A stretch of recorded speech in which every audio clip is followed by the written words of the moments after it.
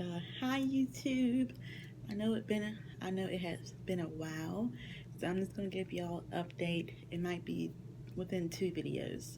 So the first video is gonna be the the egg retrieval, and then the second video is gonna be the transfer update. So I ended up starting the first of all, I started the whole consult with the doctor. I went to the doctor and everything is about to get started last year, but then of course COVID hit, so everything stopped for a moment. So I was going to start in March, but that's when COVID really started to hit where I was at. So they had stopped all IVF cycles. If you haven't started yet, then you couldn't start a cycle. So then that was in March, and I got a call in May saying that they wanted to move forward. So I started to so in May, when my cycle came, I called them my first cycle day, and I started birth control. And then after I started birth control, I think I had an appointment. I had to go to my baseline appointment to check to make sure all my ovaries and the cervix looks good to move forward. And then after that, um, I started the process with the medications for the egg retrieval. And the way they make it seem when you get to your consult is, oh, this is going to be a breeze. We're going to take some eggs out. We're going to monitor you for a couple of days, a week, and get the eggs out and then transfer. What they don't tell you is, maybe I should have did more research more, but I the medications is rough. I was just tired, cranky, bloated. Um, Not only that, but my doctor's office is 2 hours away. So before COVID hit, the plan was to do my monitoring appointments where where I live at. Instead of going 2 hours away, I could do it at an office where I'm from, and they could send the results to my office that's 2 hours away. But since COVID had hit, the plans was you can do no outside monitoring. I had to drive 2 hours away every day for a whole about for maybe almost 10 days straight. 10 days straight, I drove 2 hours away each day. So it was a lot more than I expected. I was tired of driving. I was tired of medication. I was just tired. So finally, after what else? The other thing that I didn't know about was the monitoring appointments. The whole reason for the appointments is to see if if you grow follicles. They didn't tell me that. They just said, "Oh, we're gonna monitor you. You come in, we're gonna check and blah blah blah." They didn't tell me I had to get a certain size for my follicles. So the first day I went after I took my medication, I went in and it was like maybe out of 5. And me not knowing what that meant, I was like, well, okay, 5. And I kept going, oh, you're a 7. And then I was like, how far do I gotta get? Damn. And they was like, we're gonna see at least at 18 and 19 and 20. So, of course, sorry, my neck hurt. I kept getting a little discouraged because when you go in every day and they tell you the size, it's like, oh. So eventually I did get to 18 and 19 and 20 follicle size. I was so happy.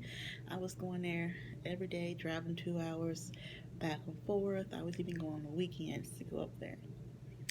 So, boom, my follicles got up there, which I'm glad because, like I said, I didn't do my research. And after I joined a group, I seen where people's cycle can actually get canceled if your follicles don't reach the certain size they want it to be.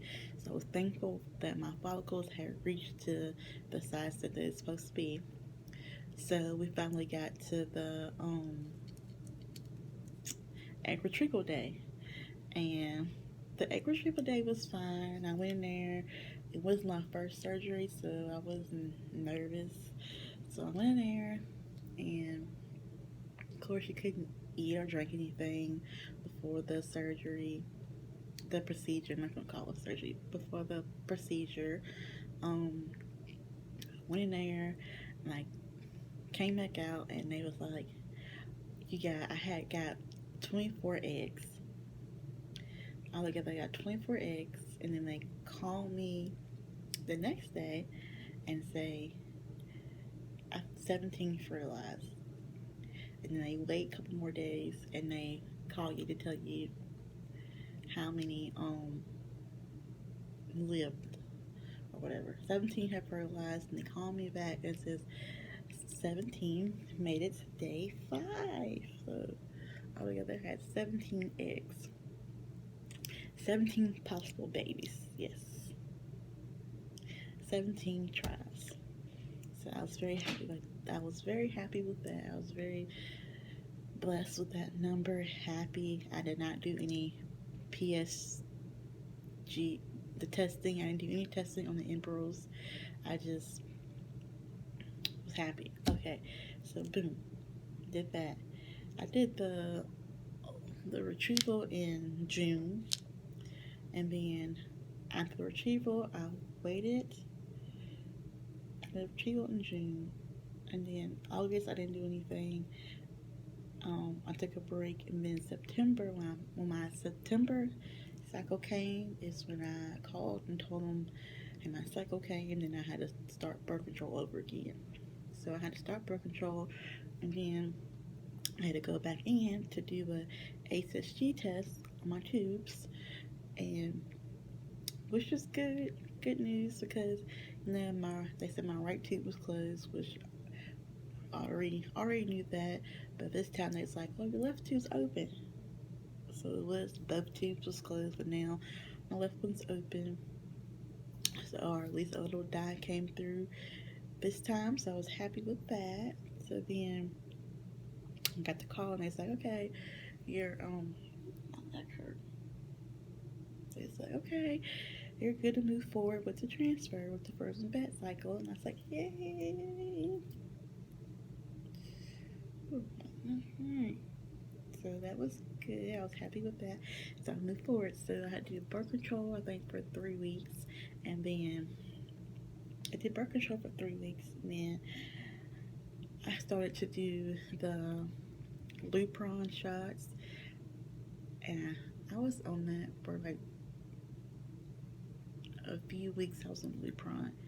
And then after the Lupron, you go in for your uterine lining check. So this one happened in October. So I went in for my uterine line check in October 23rd to be exact. So everything was to line up with my uterine lining check. My transfer date was supposed to be on November the 2nd. So I went in October 23rd, happy, excited, yay!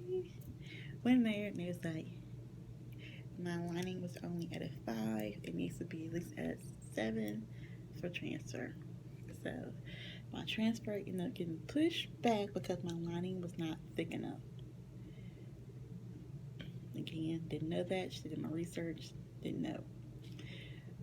So they upped my medications. I forgot I was taking Estrace by then. So they upped my Estrace, and I had to do it for extra 7 days, extra week. I went back in on the 2nd, which was supposed to be my transfer, but it was my transfer as in the lining check, and then it went up to 8. So it was like, okay, so you're good to go. So my transfer was moved to the November 11th. 11/11. Hey, everything got to go right on 11/11, you think? Oh, my neck hurt. But so transfer day, I was excited. It was November 11th. Everything was going to be good. Woke up, it was pouring down raining. I mean, pouring down raining. I was like, whatever. I'm so happy. We're gonna go. And mind you, I had to drive 2 hours away, and it was like pouring and raining.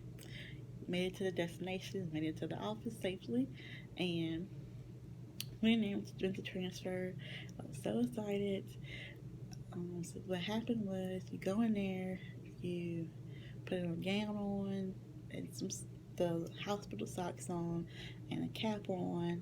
You go in there, the doctors come in there, and then the embryologists come in there, and they show you the your baby, your embryo on the screen. This is your baby. This is this is your embryo. This is what it looks like.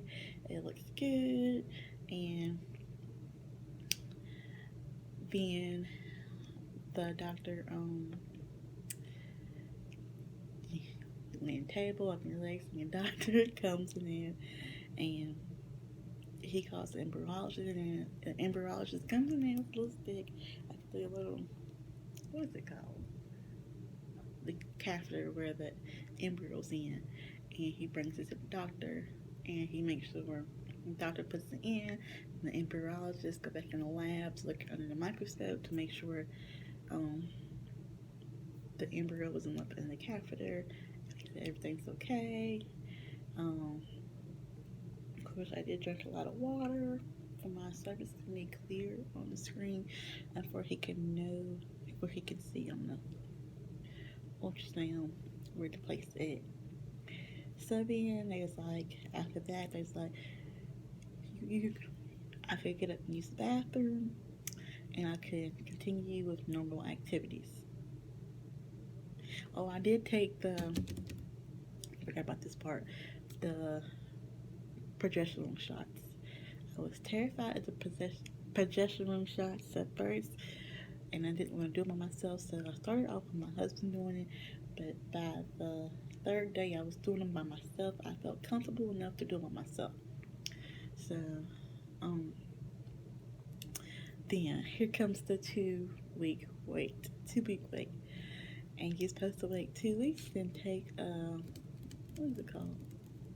Get to the lab to have your labs drawn to see what your HCG levels is. But me being me, being impatient, I wanted to know, and I seen other girls on this IVF support group who transferred the same day as me that was already getting positives.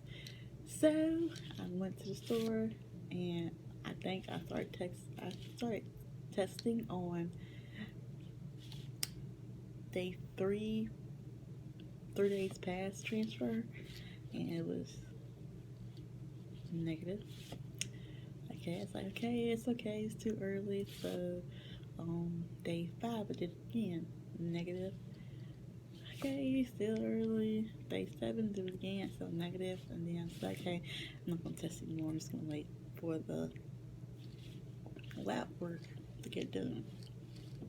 So I had lab work done on,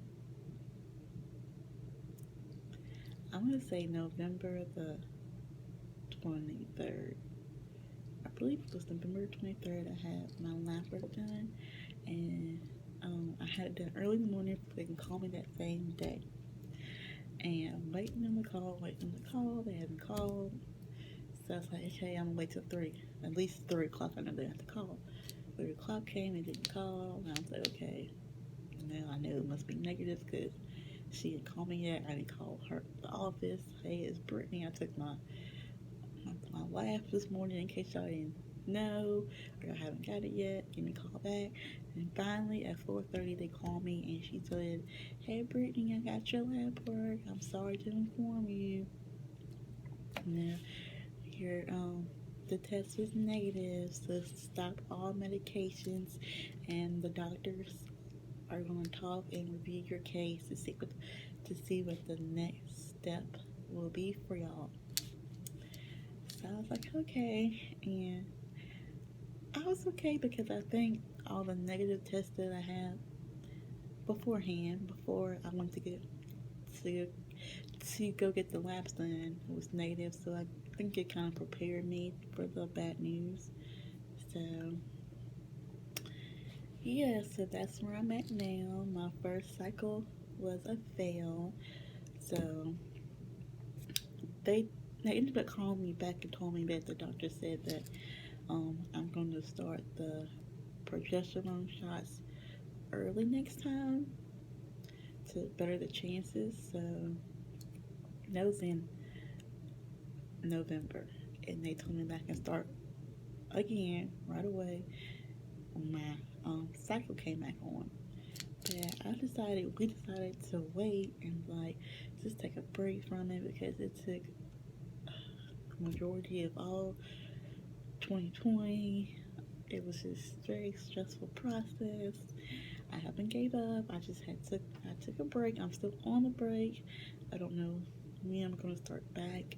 I just want to kind of like, now that I know how the process works, I just want to, better myself, lose some weight, and just better myself, get my mind frame right for it, and just be better prepared for I can get better results. And I will have my little rainbow baby soon. So I will come back and give y'all update when I do more of my when I do another frozen transfer. I'm gonna try to take some more footage, some raw, some raw footage of what goes on behind the scenes. And thank you for watching. Bye.